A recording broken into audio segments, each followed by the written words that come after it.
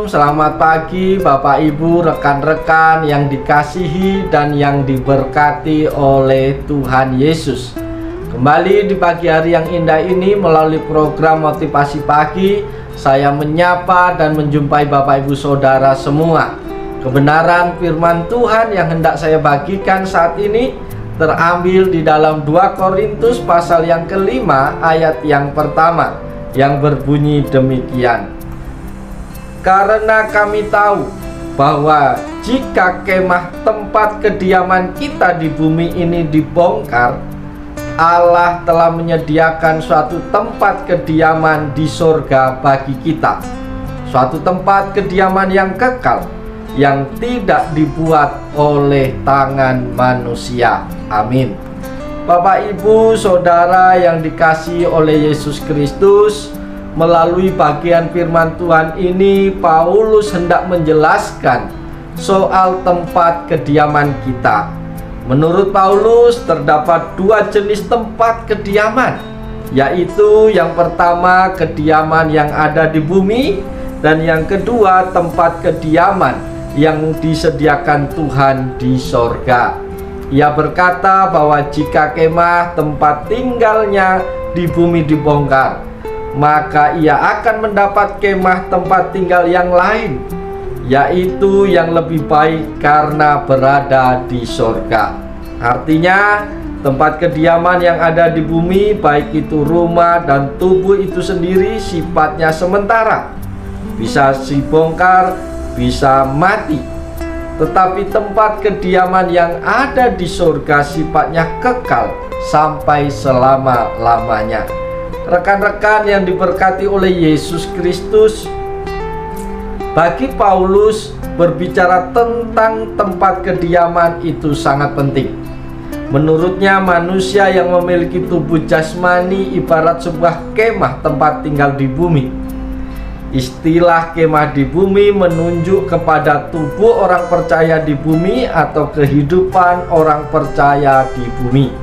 Dan saat kemah tersebut dibongkar, berarti tubuh jasmani akan hilang atau mati. Maka tubuh jasmani ini akan digantikan dengan tubuh rohani, yaitu kemah surgawi yang bersifat kekal. Pertanyaan kita sekarang adalah, apa yang Paulus ingin jelaskan tentang tempat kediaman ini? Ada beberapa hal penting yang bisa kita peroleh menjadi pelajaran bagi kita saat ini. Pelajaran yang pertama adalah tempat kediaman di bumi. Tempat kediaman di bumi adalah tubuh manusia di saat masih hidup. Di masa ini manusia punya banyak masalah, sering mengeluh dan penuh kesesakan. Paulus mengibaratkan bahwa di bumi ini kita hidup penuh dengan tantangan, sehingga sering jatuh dalam perbuatan dosa. Tempat kediaman di bumi atau kemah di bumi berbicara tentang kehidupan orang percaya sebagai manusia lama. Manusia lama dalam Efesus 4 ayat 22 adalah mereka yang hidup masih disesatkan oleh hawa nafsu pribadinya, hanya menjalankan kehidupan seperti yang ia inginkan saja, walaupun sudah menjadi orang percaya. Sehubungan dengan hal tersebut, Paulus meminta agar terjadi perubahan dalam hidup orang percaya dengan meninggalkan kebiasaan lama dan menjadi manusia yang baru. Itu pelajaran yang pertama yang kita peroleh di pagi hari ini. Pelajaran yang kedua yang bisa kita peroleh di pagi hari ini adalah tentang tempat kediaman di sorga. Saudara-saudaraku di dalam Yesus Kristus, tempat inilah yang dirindukan semua orang percaya, karena tempat ini tidak ada kesesakan dan tidak ada pergumulan, tidak ada tekanan hidup. Dalam kehidupan ini, orang percaya dapat hidup dekat dengan Tuhan. Tempat kediaman di surga berbicara tentang hidup baru. Menurut Paulus, setiap orang percaya harus meninggalkan cara hidup yang lama yang tidak berkenan kepada Tuhan.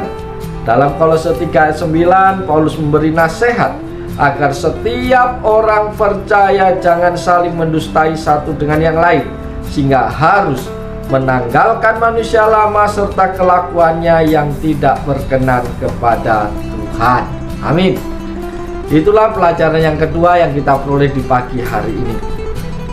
Pelajaran yang ketiga yang bisa kita peroleh di pagi hari ini adalah ada perbedaan antara tempat kediaman di bumi dan di sorga.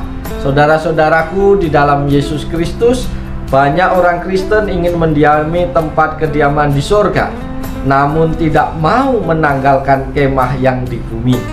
Dan pada akhirnya setiap orang percaya akan dihakimi di pengadilan Kristus agar mendapat segala yang patut diterimanya.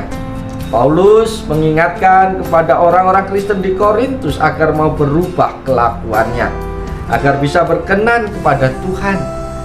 Manusia lama akan membuat kita merasa sengsara dan banyak masalah yang menghimpit. Sedangkan manusia baru adalah manusia dalam Kristus yang sudah diperbarui hidupnya. Manusia baru akan membuat kita menjadi bahagia dan damai selama-lamanya.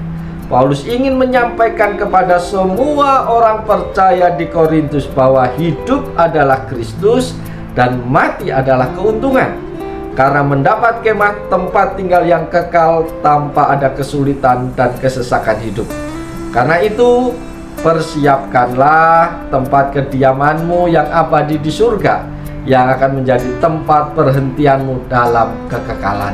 Bapak, Ibu, Saudara yang dikasihi Yesus Kristus, lewat kebenaran firman Tuhan pada pagi hari ini kembali kita diingatkan oleh Tuhan.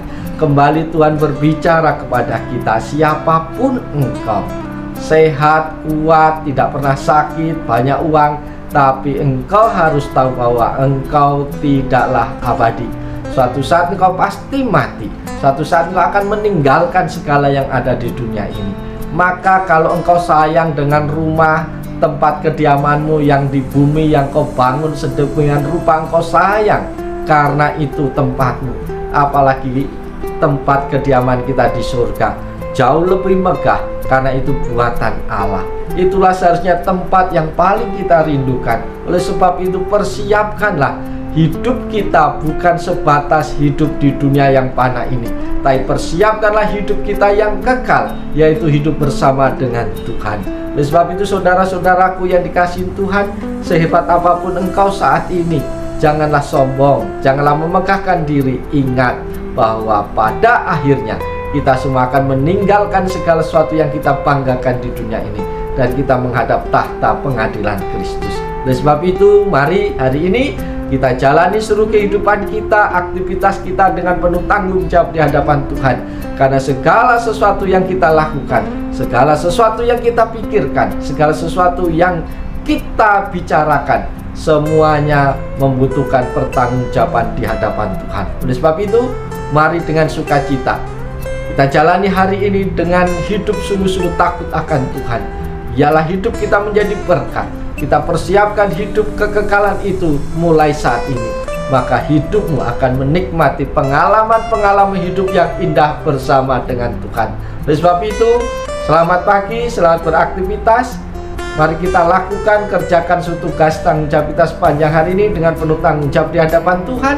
Dan biarlah hidup kita menjadi berkat sepanjang hari ini. Selamat pagi, Tuhan Yesus menolong, Tuhan Yesus memberkati kita semua. Shalom.